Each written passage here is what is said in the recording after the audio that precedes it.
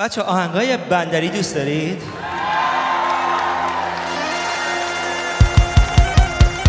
این آهنگ هم از ساخته‌های خودم هست. این آهنگ از یک نامه میاد که از ایران به دست من رسید و انقدر این نامه قشنگ بود که باعث شد من این شعر آهنگو براتون بنویسم.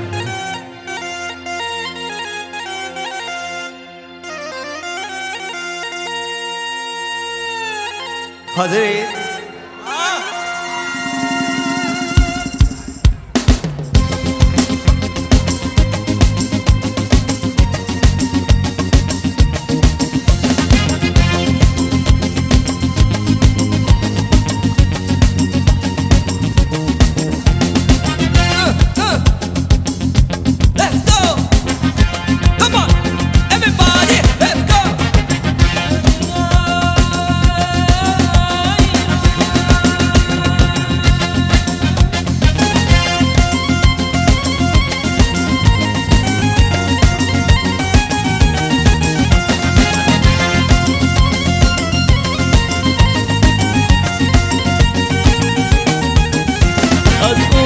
دنیا باز نامه رسیده، چه عاشقونه عکسمو برام کشیده، گوشش نوشته تا ابد گرفتار، با انگ و ترانه ها تا صبح میمونه بیدار. با گناهای خیسم واسه اون مینویسم، به اون وفادار، به اون عزیزم. هدیه من به اون فقط ترانه هامه، روزی که نامه هاش نیاد مرگ صدامه. هدیه ایرون ای زاده روده کارون، تو هوای قلب من نفس ای امکون. جای بوسه روی نامه شیرینه، چون که از دلت میاد به دل میشینه. هدیه ایرون ای زاده روده کارون، تو هوای قلب من نفس ای امکون. جای بوسه روی نامه شیرینه، چون که از دلت میاد به دل میشینه.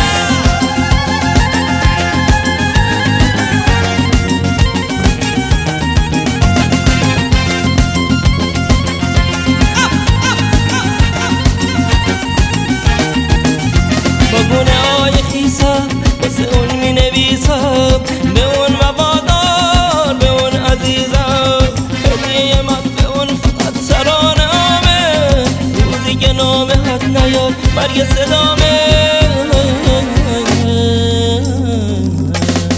هدیه ایرون ای زاده روده کارون، تو هوای قلب من نفس تویی ای هم خون.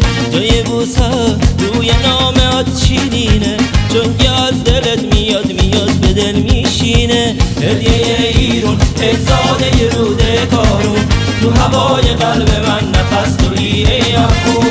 جای بوسه روی نامه شیرینه، چون که از دلت میاد به دل میشینه. هدیه ایرون ای زاده روده کارون، تو هوای قلب من